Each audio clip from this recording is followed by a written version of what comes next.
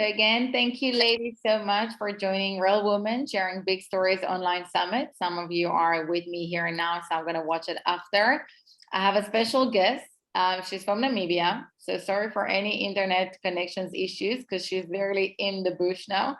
And she's actually a speaker, a mentor, a training facilitator, writer, content creator, trauma healing facilitator.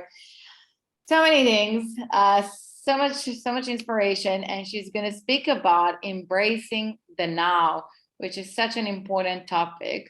So I'm just going to hand it over to you, Beatrice. Hello, everybody, and thank you so much for that introduction, Dana. It's always lovely to be with you. Thank you so much for having me this afternoon. And I must say, you look absolutely stunning. Oh. So when it comes to embracing the now, I'd like us to, first of all, journey a little bit backwards into why I thought it's important for us to tackle this topic today. So growing up, I believed in something called a strategic life plan. And at the age of 14, I had written down how I wanted my life to go. When I wanted to get married, when I wanted to have children, the career that I wanted to have, and when I wanted to retire. So the older I got, the more I actually planned my life according to the strategic life plan.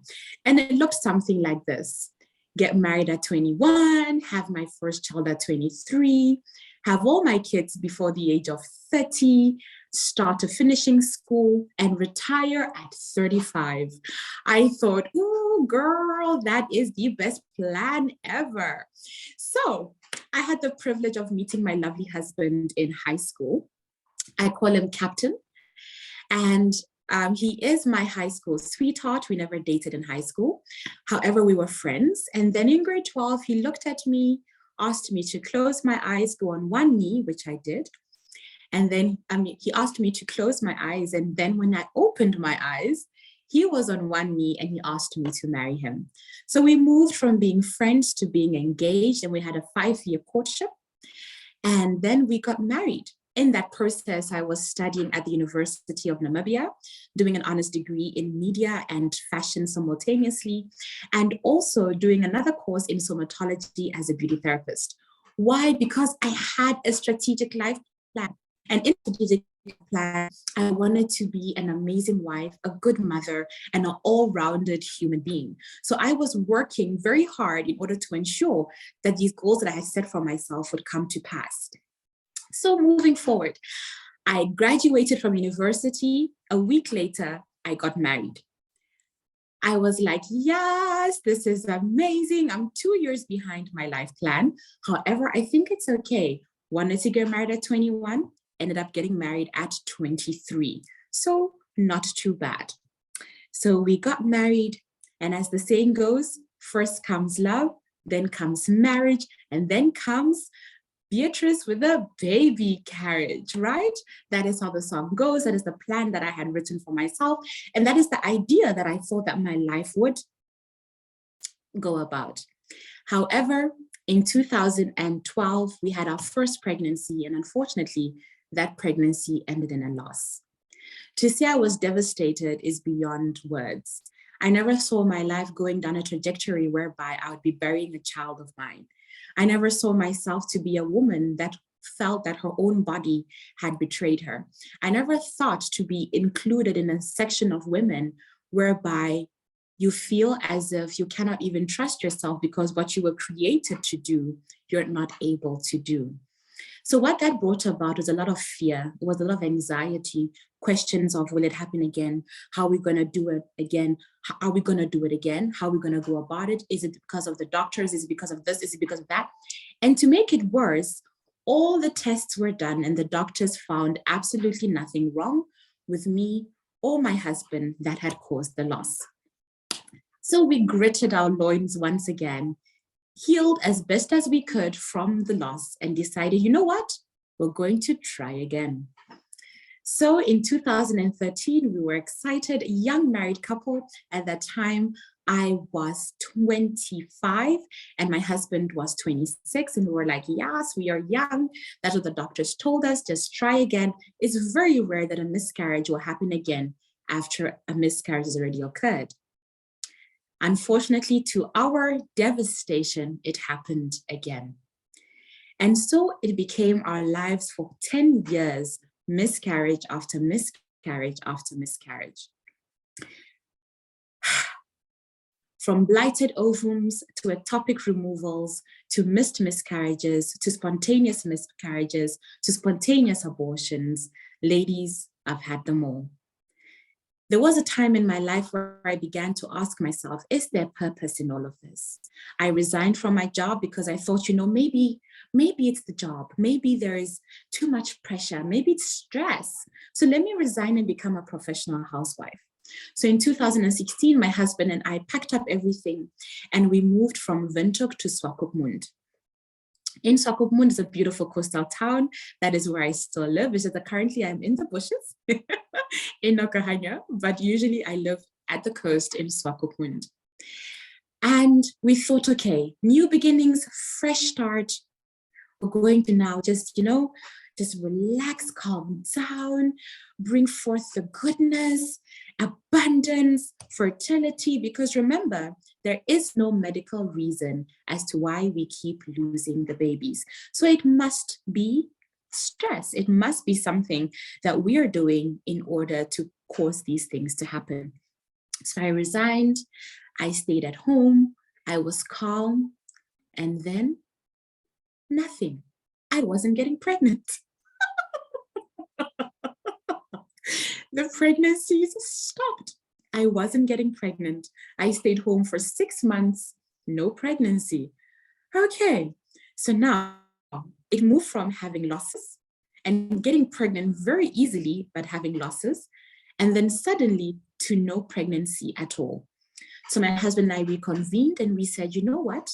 Let us go back to work, because a one-income household in today's economy is not very smart.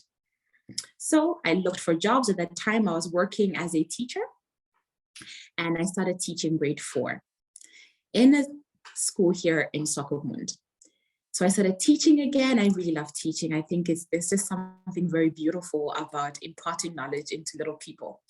So I started teaching and I was really loving that. And, I was just enjoying life. And lo and behold, I got pregnant again. I was ecstatic. Now I work half day. There's a lot of pressure. I'm pregnant again. My husband and I are ecstatic. It's like it's all we've been waiting for.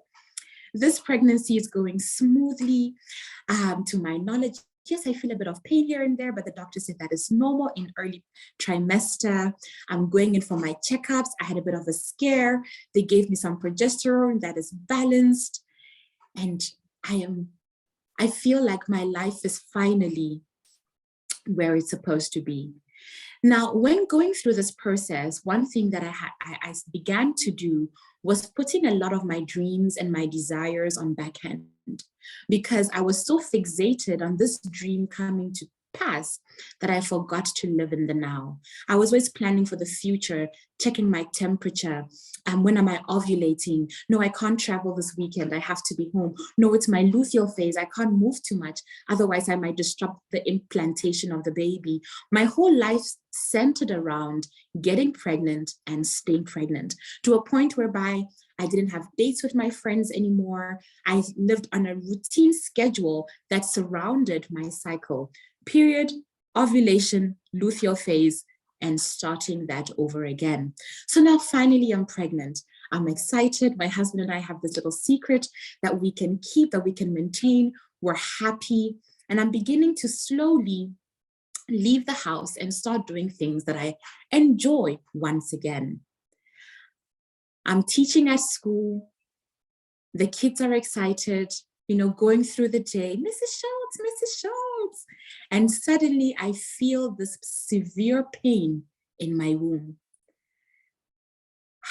I took a deep breath and I said, Lord, not again. What is it now?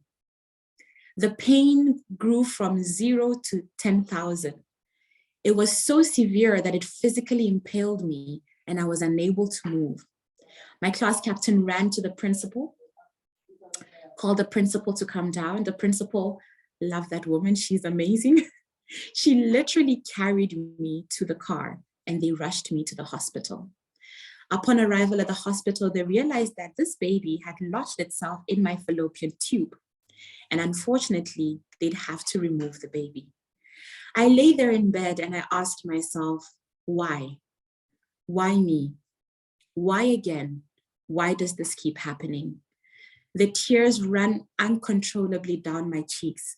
I've sacrificed so much. I've given up so much for this dream to come to pass. Why is it that this dream is not coming to pass? Why is it that something that is supposed to come so naturally seems to keep evading me? I mean, growing up, our mothers tell us, don't look at a boy, don't talk to a boy, you're gonna get pregnant. And now here I am, and it's not happening. And to make it worse, it's happening, but it's ending in loss. I told the doctors, okay, listen, before you go and operate, give me time, yeah? Let's pray, let's trust for a miracle. I mean, all things are possible. My husband and I took hands and we gathered around, and I had other nurses and the doctor, they gathered around the bed and they prayed, and they believed that a miracle would occur, that this baby would move from my fallopian tube into my womb. Unfortunately, that did not happen. I was rushed to theater 2 hours later, and the baby was removed. As I lay there, I asked myself, why? Why does this keep happening? Why me? Why is it that I keep planning? I keep putting things in place. I'm doing everything right. I'm putting things on the back burner, and yet this keeps happening over and over again. I felt like all the opportunities that I had in the past that I had not accepted were now gone. Whether it was speaking engagements, whether it was a chance to go on a date, whether it was an opportunity to get a job in a corporate setting, I turned them down, all for the hope of becoming a mother. And many a times we do this. It might not be the hope of being a mother. It might be the hope of starting a business. It might be the hope of starting a book. It might be the hope of even getting married. Any desire that we set our eyes on and we fixate on this desire. We fixate on it so much that we forget to live in the now. So here I am lying on the hospital bed and asking God very serious questions. Listen here, this has happened before. I trusted you again. It's happened again. I trusted you again. It's happened again. I trusted you again. And now it's happening again. Hi, Bo. What is happening? Why does this keep happening?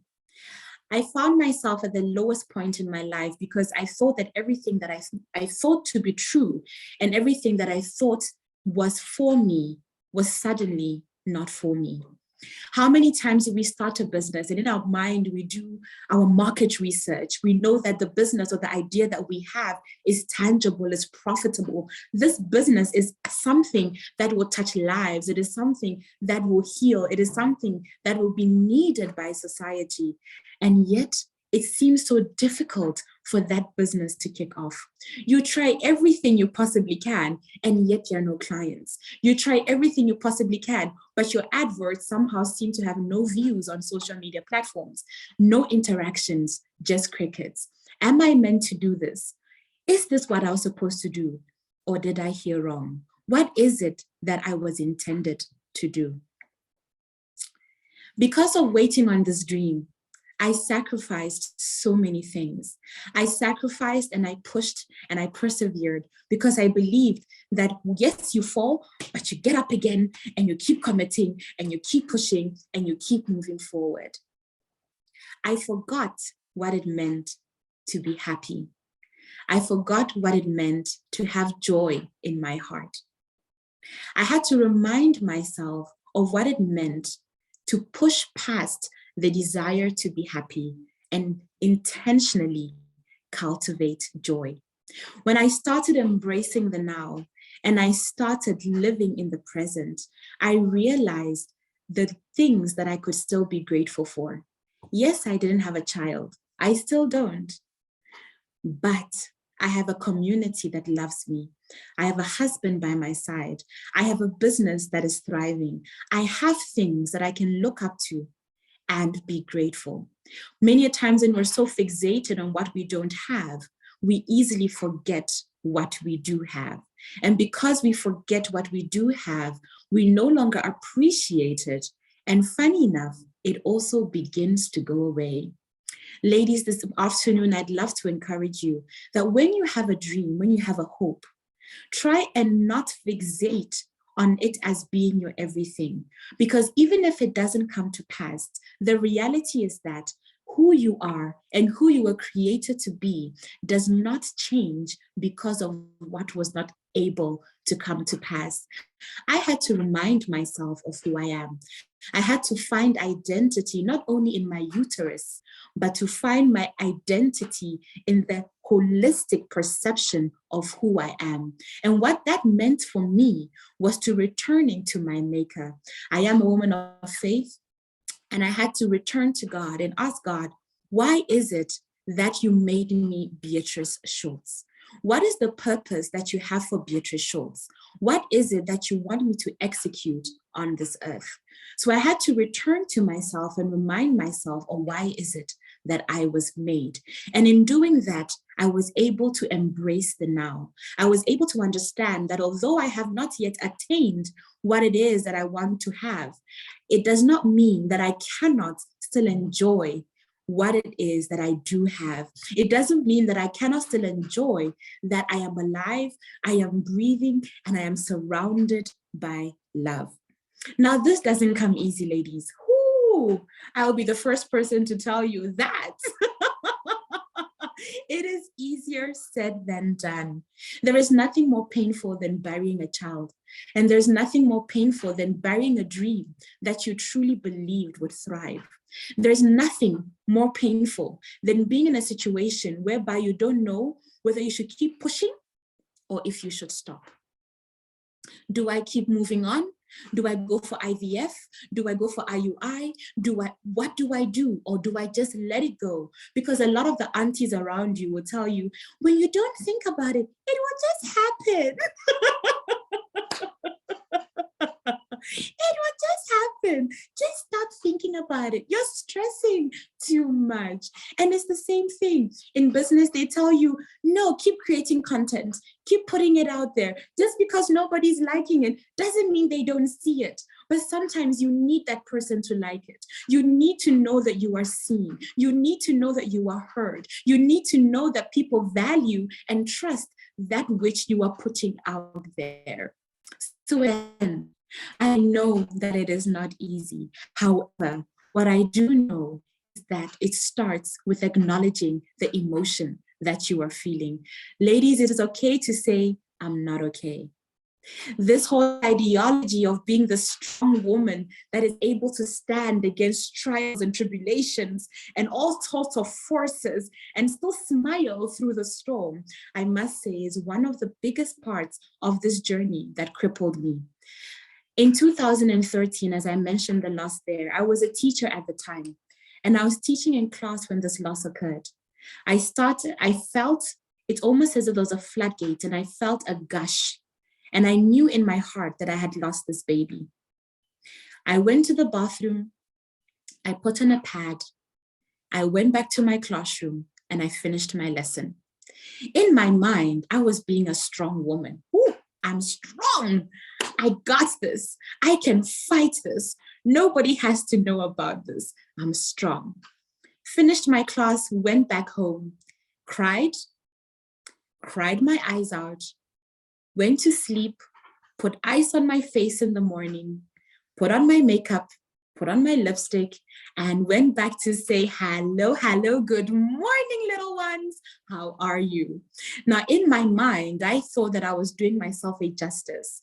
I thought I was being strong. I thought that I was being a force that was refusing to allow other people to see me break, to see me vulnerable.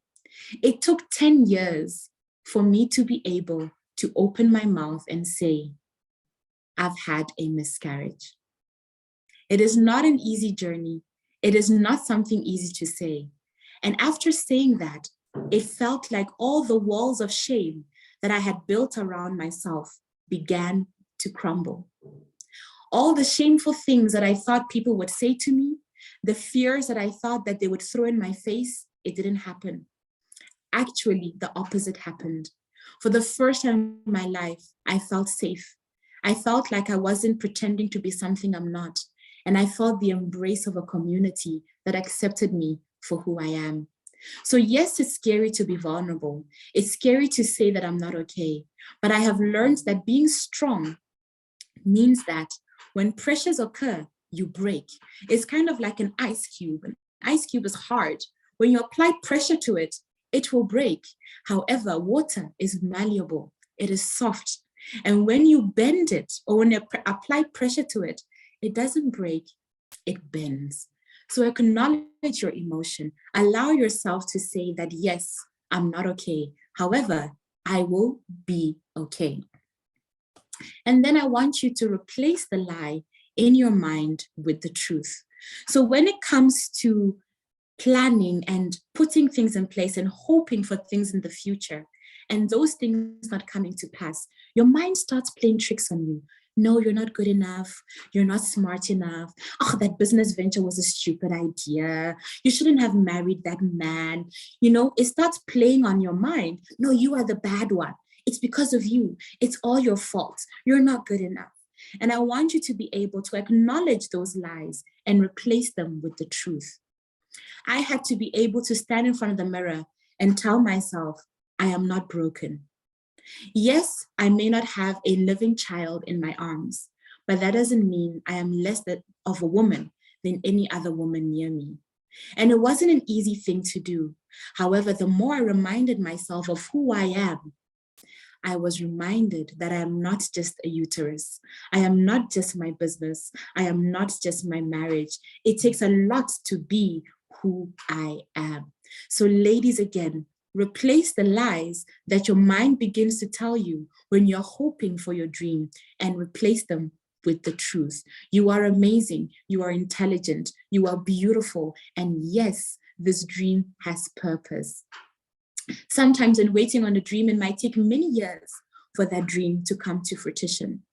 But through the process of those years and the development of that journey, you will realize that the person you were from the beginning of the journey and the person that you are now are two different people. Yes, I've experienced loss. I've experienced levels of pain. However, the woman I am today is because of what I went through. The character that was developed through those incidents allows me to stand here confidently, knowing that I can and I will and I shall at the end of the day. Another tip that I'd like to give you in embracing the now is intentionally cultivating joy in your life. What is the difference between happiness and joy? Happiness is I'm happy because, I'm happy if, I'm happy when. But joy is that innate bubbling, that innate knowing that regardless of what happens, I can stand in this joy. It is that knowledge that regardless of the circumstances, I can stand in that joy. Why? Because you know without a shadow of a doubt, and again, it comes to identity. You know who you are. You know where you're going, and you know what it is that you want to achieve. So even when there are days when I don't feel like getting up, and there are days where I don't feel like leaving the house, and I've had quite a number of those, I remind myself of who I am. I remind myself that I was created with purpose, that I was created with a destiny. And though I may not be able to see the end from the beginning, I trust in the maker who made me that there is purpose in this journey. And I learned to put systems in place to create pockets of joy in my life daily, so that I can be reminded of the things that I'm grateful for, and I can be reminded of the things that I have. Lastly, ladies, I'd love to encourage you to live to remember. I know we always say that you only live once, so YOLO. No, you live every single day. However, you die once. So live to remember and embrace the now and leave room for error. It's okay if you fail at something. What is failure but a mere opportunity to do better next time, to do better from experience and not from scratch? So go out there and live every day knowing that tomorrow is an opportunity to do better. Embrace the now. Make those mistakes. Make those calls with your friends. Enjoy the tea parties. Dance in the rain. Be intentional about enjoying every single moment of each day, because tomorrow is not guaranteed and yesterday has already gone. But today is now to live and enjoy. Thank you so much. Wow, that's really great. Like, wow. First, thank you for sharing and being so brave to share. I think it's something that we all tend to forget about, being present and being in the moment and not living in the past and not living in the future. That's already gone. That we have no idea what's gonna come. And it's really like to be in the now. So thank you so much for it. This was very inspiring. I would open this for you ladies if you want to ask questions, share your comments. Yeah, just unmute yourself. We're a small group, so yeah. Hi, Dana. Hi, Dana. Yes. Hi there. Hi, ladies. Beatrice, amazing, amazing. Thank you very much for the most inspiring words.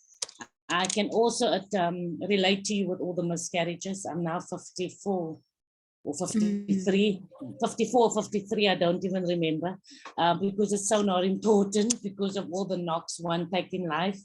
Yes, I'm starting a business, and yes, it's new and challenging, and yes, I agree there's more no's than yeses.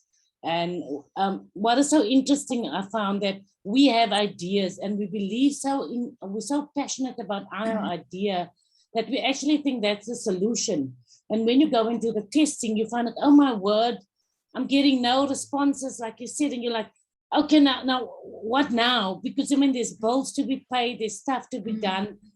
So it's as difficult as it is, you know, to shake it off and just carry on. I think the idea of going to bed and trusting that you're waking up is the blessing in it. Knowing that that was yesterday, today I woke up, and here's another opportunity. You know, not to take it as such bangs that can really knock us down. You just embrace it and say, it's okay, let's move on again. Hey? So thank you, and it was an absolute pleasure meeting you and your husband, and send my regards to him as well. Thank you. Thank you. I shall do so. Thank you so much for that. Yes, it's true. Hey, you get so many no's and you begin to ask yourself, why did I begin? And that is why it's so important to understand who you are and to have a clear understanding of your purpose. Because yes, there, like in Namibia, we have the capital city is Windhoek, and I live about 4 hours away from Windhoek to Swakopmund. Now, there are many ways to get to Swakopmund. You can get to Swakopmund through Windhoek, Okahanya, and Karibib, Swakopmund. You can get to Swakopmund through Windhoek, Riobath, Walvis Bay, Swakopmund. You can get through to Swakopmund from Windhoek, Okahanya, or Maruru, Swakopmund. However, the important thing is that you get to Swakopmund. And that is what your purpose does for you. Your purpose gives you a direction, and knowing who you are gives you that foundation that, yes, I might have to change the route from time to time, but at the end of the day, the main goal is to arrive at my destination. The main goal is to be in that knowledge and the comfort of who I am and what my purpose in this life was to do. Thank you so much for sharing that. I think it's stunning. So ladies, feel free if you want to share or not. If you want me to stop recording so you can share, say it as well. But I think it is such an important thing, because I think a lot of us don't really live in the moment. We always have our fears and our concerns about what's going to happen. And when you start your business, and I know like that, I, for myself, I got a wake-up call. I need my mom to die in order for me to understand that it's my time to do something for myself and to start a business and to not be afraid. And it is something that I'm reminding myself every day, like, you know, that I can do this. I've got nothing to lose. There's always a plan B. And who promised me that I'm going to go to sleep at night? And who promised me that I'm going to wake up tomorrow in the morning? That's something I constantly remind myself all the time. And every time that I have like something that doesn't work as I planned, I remind myself that it's part of my growing, and I call it growing pains. That's how I call it. So I always remind myself, you need to fall in order to get up. Even a baby, right? When he's trying to learn to walk, the process he goes through until he gets to the part of like just to get the courage to stand up. And then he's standing and falling and standing and falling. The amount of time, if we didn't have the courage as babies, we would never be walking as human beings, right? It's something that those are the things that I do my like putting in my head all the time when something bad is happening. I'm like, okay, fine. So what? So you're falling down, embrace it, and you move on, and life goes on. And especially after losing something that is very close to you, like for you, the miscarriage, like from your mom, to lose something, that's when you realize like, and you are moving on, you feel like, okay, it is doable. You're not the same person, but hey, everything that happens in life get us to be a different person. I'm not the person I was when I came to South Africa, and I'm not the person that I am now, but I am grateful for each and every moment in my life that brought me to where I am now, and I would not take it back. So I would love to ask you, like, how do you, like, when you look at your journey now, is there something you would have maybe changed, or you would have kept it the same with all the pain and everything you went through? As painful as this journey has been, I wouldn't change it at all. Because if I changed it, I wouldn't be the woman I am today. I think this journey has taught me to be even more empathetic. It has taught me to be more sensitive to human cues. It has taught me to embrace people and to also see that not everything you see about a person is visible. Sometimes someone might be smiling at you, but they might be struggling with the greatest pain. So no, I wouldn't change it. I know it's been painful, but it has made me the woman I am today. Yeah. Amazing. And you've got lots to be proud of. You're an amazing person. So thank you. I'm grateful that I met you. I'm grateful that you agreed to join and do this. And I know like it wasn't easy because you're in the bush with not so good internet. And I'm glad like when we started and I started recording, it like smashed. So I was like, sure, we made this. It's like someone up there wanted us to really listen to your story without any interruption. So I'm so grateful for this. So thank you so much, ladies. If you have any questions, something you want to share, you want to put in the chat or unmute yourself, you're more than welcome. I'm just going to quickly remind there's 2 more sessions today for the summit. There's another one at 3 p.m. South Africa time, which also about an amazing story for an inspiring lady. She also lost a child and like so many things. And she's talking about like the fear and how to deal with this. I would recommend for her to join. She's from the US. And there's another one that's supposed to be at 8 p.m. South Africa time about community from someone from Israel, but it might be moved to 8:30. I just need to double check with her as well, thanks to load shedding. Yay! Embrace the moment, embrace the load shedding of South Africa. I've used it last night in the middle of nowhere to listen to a podcast.